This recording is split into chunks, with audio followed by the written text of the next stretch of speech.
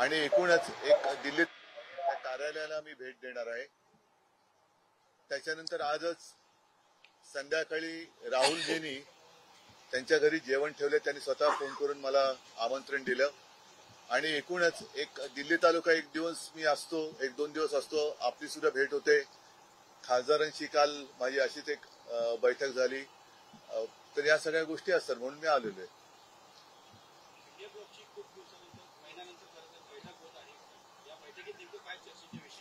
ते आता चर्चा झाल्यानंतर तुम्हाला सांगतो. कारण लोकसभा निवडणुकीनंतर इंडिया आघाडीचे नेते पहिल्या प्रथम भेटत आहेत. त्याच्यामुळे एक मध्ये आमची व्हिडिओ कॉन्फरन्स झाली. त्याच्यात काही संसदेच्या सत्राच्या निमित्ताने कोणते विषय घ्यायचे, काय विषय घ्यायचे, तसे ते विषय होत आहेत. चर्चा आमच्या परीने करण्याचा प्रयत्न करतोय आणि आज सुद्धा वेगळे विषय कोणाला काही बोलायचे असतील बघू, समोर आल्यानंतर त्याच्यावरती आमचं मत व्यक्त करू. त्यावेळेला तिकडे महाराष्ट्रात आलं की या विषयाचं उत्तर देतो. राष्ट्रपतीपदाच्या निवडणुकीसंदर्भात चर्चा सुरू आहे. जर मराठी उमेदवार एनडीएने दिला तर या अगोदर देखील असं झालं की मराठी उमेदवार असताना तुम्ही पाठिंबा दिला होता. अशा पद्धतीने जर मराठी उमेदवार आला आपण या सगळ्या शक्यता ज्या वेळेला जाहीर होतील तेव्हा बोलूया. कारण उगाच आपण त्याच्यावरनं त्यांच्या मनात काय आपण कशाला हे करायचे. तर तेव्हा जेव्हा तो विषय समोर येईल तेव्हा बघू ना. आपण मराठी उमेदवार असेल समोर आधी येऊ दे, आपण बघू त्याच्यानंतर. म्हणजे असं मग मराठी आलं, मग बंगाली आले, मग तमिळ आलं, मग पंजाबी आलं, असं करण्यात काय अर्थ आहे. त्यांच्याकडनं येऊ तर ते. पहिला महत्वाचा विषय की पहिलं उपराष्ट्रपतींना तडकाफडकी काढलं का आणि उपराष्ट्रपती महोदय आता आहेत कुठे, हा विषय महत्वाचा आहे. त्याच्यामुळे त्याच्यावरती चर्चा झाली पाहिजे. आणि 2-3 वर्ष जे उपराष्ट्रपती राहिले ते आहेत कुठे, या मुद्द्यावरती चर्चा झाली पाहिजे. गेल्या वेळी तुम्ही त्यांना भेटला होता, तर असा काही विषय आहे का ते भेटत होते विरोधी पक्षांच्या नेत्यांना?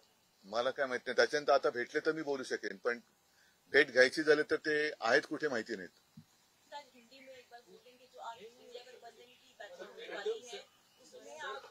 मतदार मोहिमेवरही सुद्धा चर्चा सुरू आहे. आज राहुल गांधी हम क्या करूं पहले मैं? नहीं क्या हो, उनका मराठी पूरा होने पूरा दो, होने दो, पूरा फिर हम हिंदी में कर देंगे. बिहार मध्ये देखील आता मतदारांवरून गोंधळ सुरू आहे. दररोज आंदोलन होत आहे, संसद सुरू नाहीये. तर त्यावरती तुमची भूमिका काय? बघा, आता मग मी याला तुमच्या प्रश्नाला धरून उद्याचा पण प्रश्न घेतो. एकूणच आता या निवडणुका प्रत्येक राज्याच्या त्यांच्या त्यांच्या वेळेप्रमाणे होणार. बिहार होईल, उत्तर प्रदेश होईल, दरम्यान महाराष्ट्राच्या स्थानिक स्वराज्य संस्था होतील. आता बिहारमध्ये जो काय मतदार याद्यांचा घोळ झाला त्याच्यामध्ये आता अंतिम निर्णय काय आलेला आहे कल्पना नाही. पण त्याच्यात आलं होतं की स्वतःची ओळख तुम्ही पटवून द्यायची मतदारांनी, बरोबर ना.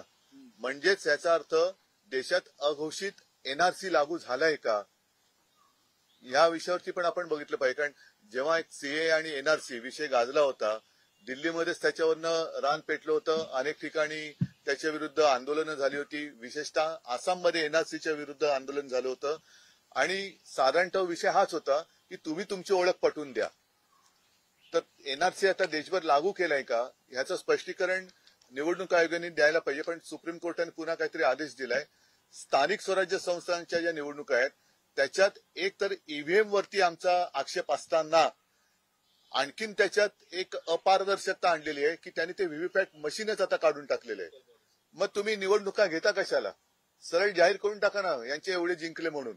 आम्हाला एकतर आमचं म्हणजे मतदाराला त्याचं मत जाते कुठे हे शेवटपर्यंत कळलं पाहिजे. ते ईव्हीएम मध्ये कळत नाहीये. कारण बटन दाबलं जातंय, दिवा लागतोय, आवाज येतोय, ती रिसीट दिसते, पण ती रिसीट नंतर एकूण सगळ्या रिसीट काय मोजल्या जात नाहीत. आणि मत रजिस्टर कुठे होते आतमध्ये, रजिस्टर कसं होतंय ते कळत नाही. बॅलेट पेपरवरती कसं होतं की शिक्का मारल्यानंतर ती उभी घडी घातली जायची. त्याच्यामुळे शाई जरी ओली असली तरी जास्तीत जास्त त्याच उमेदवाराच्या नावावरती ती शाई थोडीशी उमटायची. पण मत कुठे माझं मी दिलंय हे शेवटपर्यंत कळत होतं, ते ईव्हीएम मध्ये कळत नाहीये. आणि त्याच्यात आणखीन आता व्हीव्हीपॅट काढतायत. मग तुम्ही निवडणुका घेण्याचा फार्स करता कशाला? निवडणुका न घेता सरळ घोषणा करून टाका ना.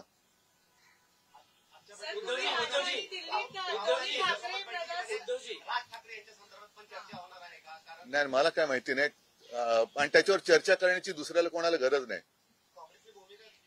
दुसऱ्या कोणाला त्याच्यावर चर्चा करण्याची गरज नाही.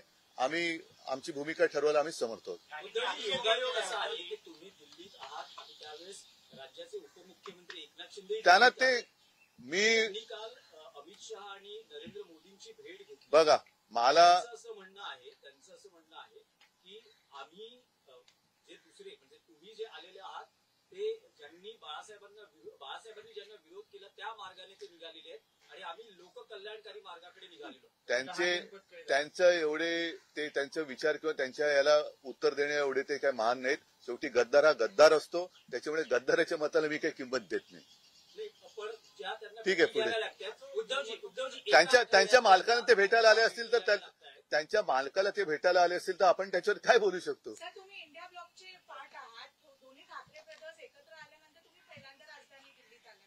तर आज जेव्हा इंडिया ब्लॉकची बैठक होणार त्यात मी उत्तर दिले. नाही, पण त्यात म्हणजे ठीक आहे, पुढे. हे होणार का? एक विषय जो अतिशय महत्वाचा आणि राष्ट्रीय सभा बसतो तो म्हणजे ट्रम्प टॅरिफ संदर्भातला. आता 50% ट्रम्प टॅरिफ आपल्याला लागू होणार आहे. सिंदूर असेल किंवा आता जे ट्रम्पनी लागू केलेलं टॅरिफ असेल, पंतप्रधान यावरती कुठेच बोलताना दिसत नाही. आज तुम्ही आला तर बोलतं करणार. तुमचा प्रश्न हा देशाच्या दृष्टीने खूप महत्वाचा प्रश्न आहे, कारण ह्याचा फटका हा सर्वसामान्यांना पण बसणार आहे. ट्रम्प आपल्या देशाची म्हणजे मोदींची अक्षरशः थट्टा करतायत, खिल्ली उडवतायत आणि आपण त्यांना अजिबात एक अवाक्षराने सुद्धा उत्तर देऊ शकत नाही आहोत. त्यांना जाब विचारणं तर सोडाच, पण त्यांना एका अक्षराने काही उत्तर देऊ शकत नाही आहोत. शेवटी आपला देश, आपल्या देशाचं सरकार चालवतोय कोण, देशाचं सरकार चालवतोय कोण. आणि म्हणून तुमच्या कदाचित आठवणीत असेल की शिवसेनेचा वर्धापन दिन जेव्हा झाला 19 जूनला, त्यावेळेला मी माझं एक मत व्यक्त केलं होतं की आज आपल्या देशाला पंतप्रधानांची गरज आहे, आपल्या देशाला परराष्ट्र मंत्र्यांची गरज आहे, संरक्षण मंत्र्यांची गरज आहे, गृहमंत्र्यांची गरज आहे. आजचे जे पंतप्रधान, गृहमंत्री, संरक्षण मंत्री ते भाजपाचे आहेत, कारण ते प्रचारामध्ये जातात. अगदी सिंदूर म्हणजे पेहलगामचा हल्ला झाल्यानंतर सुद्धा मोदीजी आले, पंतप्रधान म्हणून देशाचे असते तर ते पेहलगामला गेले असते, पण ते बिहारला गेले. त्याच्यामुळे हे सगळे भाजपाचे प्रचार मंत्री आहेत. एकूणच हे सरकार अपयशी, असफल आणि असहाय्य आहे. यांना कोणती परराष्ट्र नीती नाही. परराष्ट्र नीती यांची पूर्णपणाने अपयशी ठरलेली आहे. कोणतेही असं खंबीर धोरण नाही. म्हणजे एकदा अमेरिका तिकडनं डोळे वटारत असताना आपले मला वाटतं हे कुठे गेले डोल, रशिया, पंतप्रधान चीनला चाललेत. आता असं म्हणतात, मला माहिती नाही, तुमच्याकडे माहिती असेल की चीन बरोबरचे संबंध हे सुद्धा त्यांच्या मित्रासाठी काहीतरी नवीन दरवाजे उघडतात की काय. पण हे केवळ मित्रासाठी बघताना देशाची वातावत होते. त्याच्याकडे आपल्या सरकारने लक्ष दिलं पाहिजे. आणि एकूणच परत सांगतो की हे सर्वच बाबतीत, विशेषतः परराष्ट्र नीतीमध्ये पूर्णपणे अपयशी ठरलेलं सरकार आहे. सर, क्रिकेट खेळत होते पाकिस्तानसोबत मात्र क्रिकेट खेळलं जाणार आहे, त्याला कुठे विरोध होताना पाहायला मिळत नाही सरकारकडनं. एकीकडे ऑपरेशन सिंदूर बद्दल बोलायचं, क्रिकेटची सामने नाही, हे या सरकारला काही तशी नीतिमत्ता राहिलेलीच नाहीये. म्हणजे पाकिस्तान आपला दुश्मन आहे, जे शिवसेना प्रमुख सांगायचे. तेव्हा इकडे दिल्लीमध्ये सुद्धा आम्ही मॅच रोखली होती, मुंबईमध्ये रोखली होती की जोपर्यंत दहशतवादी कारवाया पाकिस्तान थांबवत नाही तोपर्यंत पाकिस्तान सोबत कोणतेही संबंध ठेवता कामा नयेत. आणि माझ्या आठवणीप्रमाणे सुषमा स्वराज पण याबद्दल बोलल्या होत्या की आपण पाकिस्तानची क्रिकेट खेळता कामा नये. यांना हे मतलबाचं बघतात. म्हणजे आपल्या इकडे आम्हाला, म्हणजे आपल्याला सगळ्यांना देशप्रेमाचे सगळे धडे देतात आणि हे स्वतः म्हणजे अगदी जय शाह सकट आमच्या इथल्या पण मंत्र्यांची आणि इतर सुद्धा मंत्र्यांची मुलं बाळं दुबईला जाऊन पाकिस्तान बरोबरचा क्रिकेट सामना एन्जॉय करतात. हे देशभक्त असू शकत नाही. हे सच्चे देशभक्त नाहीत.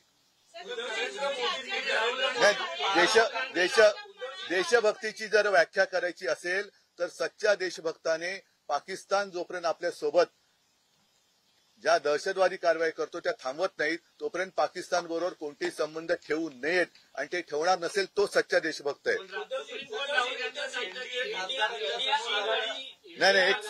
नाही चीनवरती प्रश्न उपस्थित केले ते राहुल गांधी यांनी. म्हणून मी म्हटलं होतं ना की हे सच्च्या देशभक्ताचं लक्षण. आता त्याच्यावरती सुद्धा अनेकांनी असहमती दाखवलेली आहे. आता माझं म्हणणं असं आहे की सुप्रीम कोर्टाचा आदर ठेवून घटनेप्रमाणे 10 शेड्यूल 10 प्रमाणे जे काही लोकशाही वाचवण्यासाठीचा जो निकाल आहे त्याला 3 वर्ष झालेली आहेत, अजूनही निकाल लागत नाही.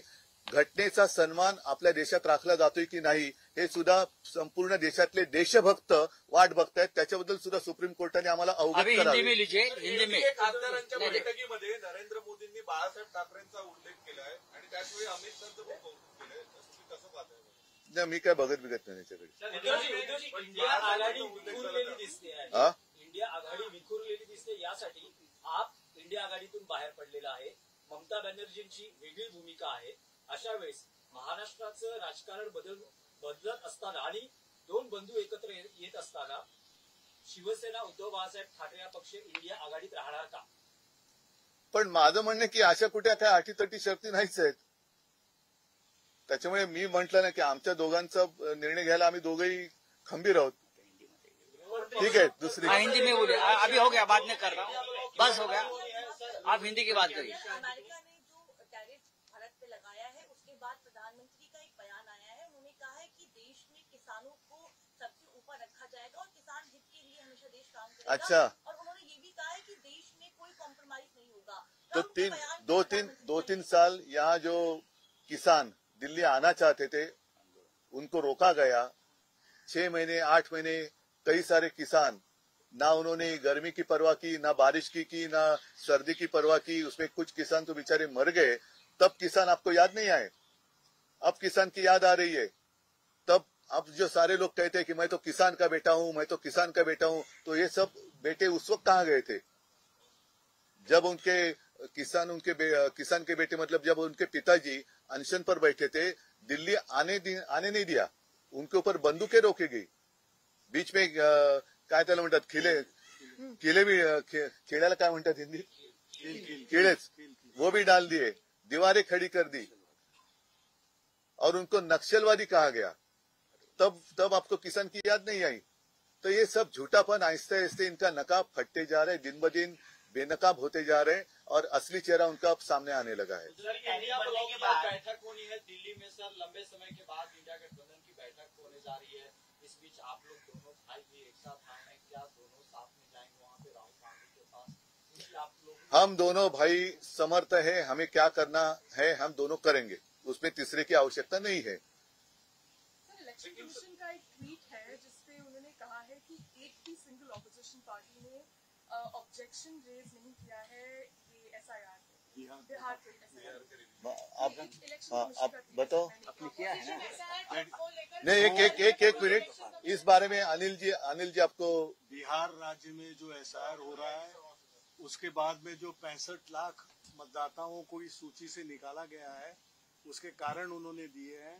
और उनका ये कहना है कि वहां पे 3 से 4 हजार मतदाता स्वयं आए हैं, लेकिन 1.6 जो बीएलएस पार्टी के तरफ से रहते हैं, जो पॉलिटिकल पार्टीज अपॉइंट करते हैं, उनमें से कोई ऑब्जेक्शंस या कोई भी उस तरह का एक्सेप्शन लिया नहीं गया है.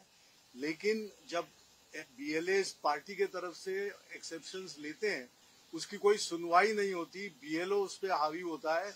उसके ऊपर ईआरओ और एईआरओ का भी रोल उतना ही जबरदस्त रहता है कि वहां पे कोई सुनवाई बीएलए के नहीं होती है. तो उन्होंने जो सेटअप किया हुआ जो पूरा का पूरा एक सिस्टम है उसको देखा जाए. चीफ इलेक्शन कमिश्नर को बार बार हमने भी जब मीटिंग करके उनको कहा था तो उसके ऊपर नहीं होती है. वन वे उनका डिक्टेट रहता है और उसको वहां पे सुधारा जाए तो डेमोक्रेसी सही मायने में हम कहेंगे कि भारतवर्ष में डेमोक्रेसी है. सर एक सवाल ये है, आप लोग एसआईआर का मुद्दा संसद में उठा रहे हैं और चर्चा की मांग कर रहे हैं, लेकिन सरकार ये बार बार कह चुकी है और कई बार कह चुकी है कि एसआईआर की जो प्रक्रिया है वो चुनाव आयोग द्वारा की गई है, सरकार द्वारा नहीं की गई है. चुनाव आयोग को कंट्रोल कौन करता है? चुनाव आयोग को कंट्रोल कौन कर रहा है?